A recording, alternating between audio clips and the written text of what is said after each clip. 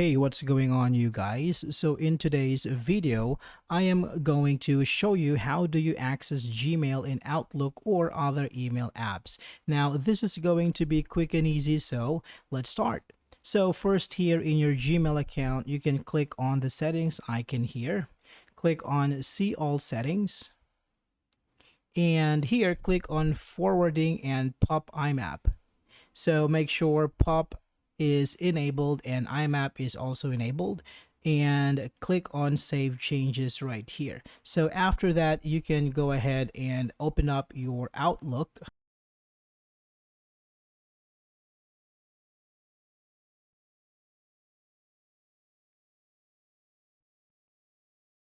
Now enter your email address and click on connect, and just follow the prompt and you should be good to go. All right, so that would be all for this video, guys. Thank you so much for watching, and I will see you on the next one.